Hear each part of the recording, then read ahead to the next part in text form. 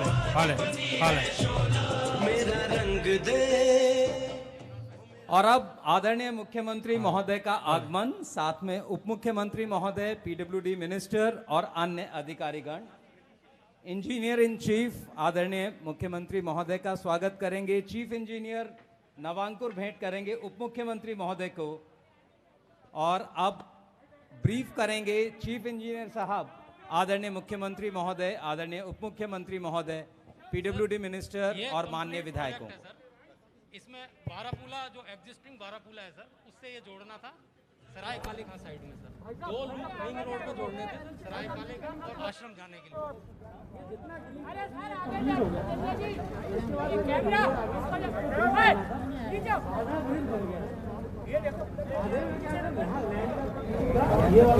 अरे आप लोग नहीं मारोगे, इसको देखो ट्यूशन खुला हो गया था नवंबर में, कैमरा नीचे करो, वो दे दिया सर, उसका काम अभी चल रहा है। अरे भैया क्या कर रहे हैं, अभी निकल जाएगा, ये लैंड भी मिल जाएगी, साथ साथ काम पूरा लगेगा। ये पोर्शन सारा कंप्लीट हो गया सर। आज इस रैंप का ये जो लूप है, ये सर्विस रोड है और साइकिल है, इसका आगे लोग टोटल 964 करोड़ का ये जो ब्रिज है सर, ये एक्चुअल साइड के ऊपर। और अगर आप इस साइड में देखें सर, ये हम रिवर के बिल्कुल हाफ पोर्शन तक पहुंच गए।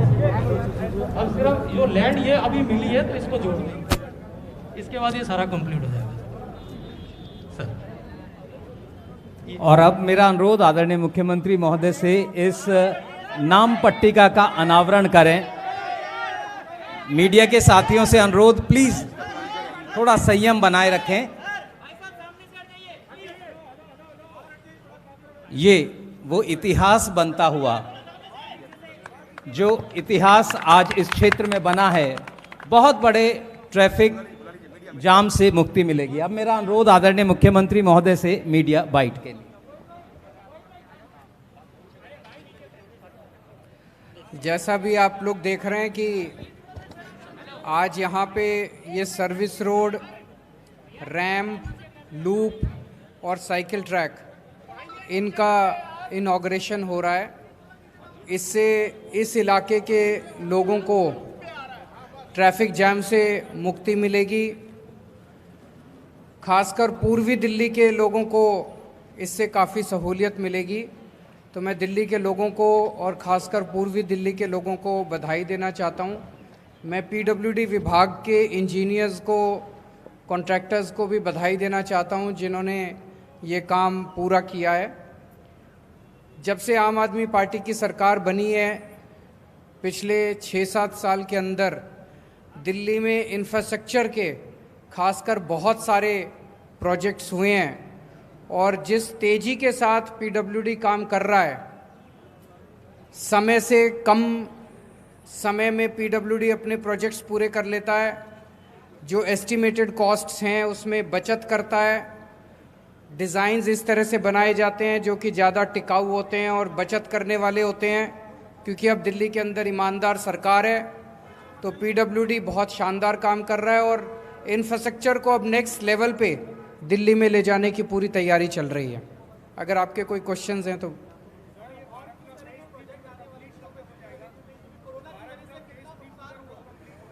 ये वाला पूरा 1.5 साल और लगेगा, मार्च 23। वो जो अभी देखा आप लोगों ने, इन्होंने समझाया, 2 हिस्से हैं जहाँ पे ज़मीन नहीं थी, विवाद चल रहा था। अब नवंबर में हमें ज़मीन मिल जाएगी वो वाली। तो नवंबर में ज़मीन मिलने के बाद जब ये शुरू होगा तो 1.5 साल के अंदर पूरा हो जाएगा। किसकी वजह से? कोरोना की वजह से तो सारे कामों में पूरी ज़िंदगी रुक गई थी। आप लोग देख रहे हैं लगभग 1.5 साल सारे प्रोजेक्ट्स एक तरह से 1.5 साल के लिए रुक गए थे। अब जब कोरोना नॉर्मल होने लगा है तो सारी ज़िंदगी फिर से ट्रैक पे आने लगी है। एजुकेशन मिनिस्टर साथ ही खड़े हैं। मैंने कल भी बताया था कि 1 सितंबर से अब स्कूल खोलने की तैयारी है, स्कूल, कॉलेज, कोचिंग इंस्टीट्यूट्स, और उसका प्रॉपर एसओपी हम जारी करेंगे। बस एक ही चीज़ है कि किसी भी बच्चे को स्कूल आने के लिए बाध्य नहीं किया जाएगा। या उसको स्कूल नहीं आने पर अगर वो प्रेफर करता है कि ऑनलाइन क्लास है तो लेगा, तो ऑनलाइन क्लास की सुविधा दी जाएगी।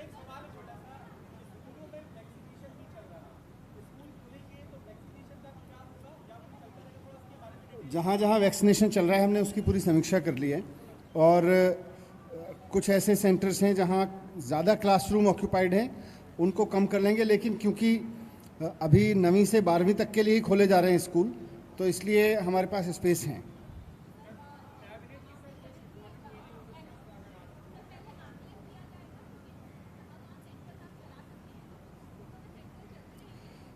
सेंटर भी चलते रहेंगे क्योंकि क्लासरूम काफ़ी हैं और नए भी बन गए हैं, तो क्लास रूम्स की कमी नहीं है हमारे पास। क्लासरूम्स जहाँ जहाँ राशन बंटने का और वैक्सीनेशन का काम जिन स्कूलों में चल रहा है वो चलता रहेगा, उसको थोड़ा सा बच्चों से अलग कर देंगे ताकि बच्चे उनके कांटेक्ट में ना आए। और जैसा अभी मंत्री जी ने बताया कि चूंकि अभी 4 ही क्लासेस खुल रही हैं तो ऐसा कोई स्पेस की प्रॉब्लम नहीं है। जो उन्होंने कहा, जी अभी कैबिनेट की मीटिंग हुई थी और उसमें कई सारे अहम निर्णय लिए गए हैं। एक तो door step delivery of services, जैसा आप लोग जानते हो कि लगभग 150 सर्विसेज ऐसी हैं दिल्ली के अंदर जो 1076 फ़ोन नंबर पे आप फ़ोन करो और आपके घर पे आके सरकार आपका काम करके जाती है। ये सर्विस केवल इंडिया में नहीं, पूरे देश में अपने तरह की अकेली सर्विस है। आपको अपना कोई भी काम कराना है सरकार से, आप फ़ोन करो और घर आके अफसर आपका काम करके जाता है। ये जो सर्विस कंपनी दे रही थी, जिस कंपनी को पिछले वाला कॉन्ट्रैक्ट मिला था, वो अभी इस महीने पूरा हो रहा है। तो इस सर्विस को एक नए तरीके से और ज़्यादा अच्छा बना के, सुदृढ़ बना के दोबारा इसको टेंडर को फ्लोट किया जाएगा। उसके बारे में आज कैबिनेट ने निर्णय लिया है और इसमें कई सारे चेंजेस, जैसे 1076 को टोल फ्री किया जाएगा। पहले पूरी दिल्ली एक ही कंपनी करती थी, अब इसको 2 हिस्सों में बांटा जा रहा है ताकि इनके बीच में एक तरह से कंपटीशन भी रहे। बाई चांस एक कंपनी का काम ठीक नहीं होता तो दूसरी कंपनी को इन्वॉल्व किया जा, तो 2 हिस्सों में इसको, इस तरह के कई सारे चेंजेस हैं जो अभी थोड़ी देर में प्रेस रिलीज के जरिए आपको बताए जाएंगे। दूसरा, हेल्थ इंफॉर्मेशन मैनेजमेंट सिस्टम, जो आप लोग जानते हैं कि दिल्ली के सारे अस्पतालों को एक साथ जोड़ा जा रहा है, सबको एक प्लेटफॉर्म पे लाया जा रहा है और एक पोर्टल बनाया जा रहा है जिसके ज़रिए हमें पता रहेगा किस अस्पताल में कितने बेड खाली हैं, किस अस्पताल में कौन सी कितनी दवाई है, सारी स्टाफ पोजीशन, मेडिकल पोजीशन, सारी चीज़ें, बेड कितने, किस अस्पताल में कितने वेंटिलेटर खाली हैं, आपको क्लिक ऑफ द बटन पे पता चल जाएगा। इसके ज़रिए आप डॉक्टरों से, आपको लंबी लंबी लाइनें लगाने की ज़रूरत नहीं पड़ेगी अस्पतालों के अंदर। आप अपने फ़ोन के ऊपर ही डॉक्टर से अपॉइंटमेंट फिक्स कर सकते हैं और तय समय के ऊपर आप अस्पताल जा सकते हैं। तो ये पूरा का पूरा सिस्टम बनाने का आज कॉन्ट्रैक्ट दे दिया गया है। कौन सी कंपनी है? NEC को कॉन्ट्रैक्ट दे दिया गया है और 130 करोड़ के लगभग का ये पूरा प्रोजेक्ट है। तो वो पैसा भी सैंक्शन कर दिया गया है और इस कंपनी को अवार्ड भी कर दिया गया है।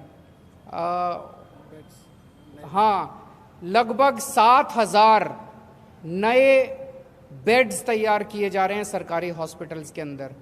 ये बहुत बड़ा एक तरह से हेल्थ इंफ्रास्ट्रक्चर के अंदर इजाफा है। आज दिल्ली में सरकारी सेक्टर में 10,000 बेड्स हैं। सरकारी अस्पताल जितने भी मिला लो दिल्ली के, लगभग 10,000 दिल्ली सरकार के अस्पतालों में बेड्स हैं। अब 7,000 बेड्स और ऐड किए जा रहे हैं, 6,800 एग्जैक्टली। ये एक तरह से 70% इजाफा है। ये छोटी मोटी बात नहीं है और ये 6 महीने के अंदर बन के तैयार हो जाएंगे। तो एक तरफ अगर कोरोना की वेव आती है तो उसमें मदद मिलेगी, लेकिन अगर कोरोना की वेव नहीं भी आती है तो ये एक तरह से अपने लिए, दिल्ली के लोगों के लिए परमानेंटली 7,000 नए बेड्स तैयार हो जाएंगे। तो ये कुछ मुख्य निर्णय आज कैबिनेट के अंदर लिए गए।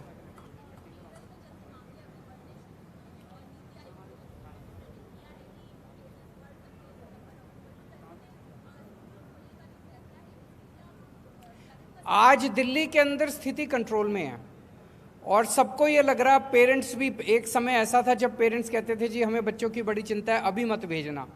अब पेरेंट्स आके कहते हैं जी जल्दी जल्दी स्कूल खोलो ताकि हमारे बच्चे स्कूल आ सकें और पढ़ाई शुरू हो सके।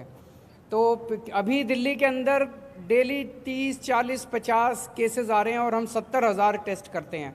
तो स्थिति कंट्रोल में है। हम इस पे नज़र रखेंगे, लगातार नज़र रखेंगे। स्कूल खोलते हैं, धीरे धीरे खोलते हैं। अगर दोबारा बंद करने की ज़रूरत पड़ी तो देखते हैं। लेकिन अगर स्थिति नॉर्मल रहती है, भगवान ना करे अगर थर्ड वेव नहीं आती तो बहुत अच्छी बात है, फिर धीरे धीरे सारे स्कूल कॉलेज खुल जाएं। एग्जैक्ट डेटा मेरे पास। दिल्ली में टोटल 1,30,00,000 से ज़्यादा लोगों को वैक्सीनेशन की जा चुकी है, जो फर्स्ट डोज और सेकंड डोज मिलाकर है। और सेकंड डोज जो है 30 लाख से ज़्यादा लोगों को लगाई जा चुकी है। तो कुल मिलाकर दिल्ली की जो एडल्ट पॉपुलेशन है, एडल्ट पॉपुलेशन के बहुत बड़ी संख्या में लोगों को वैक्सीनेशन लगा चुके हैं।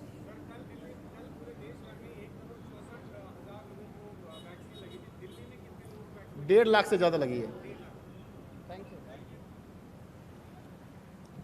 बहुत बहुत धन्यवाद सर। और अब लूप के उद्घाटन के लिए पहुंच रहे हैं आदरणीय मुख्यमंत्री महोदय। मेरा रंग दे बसंती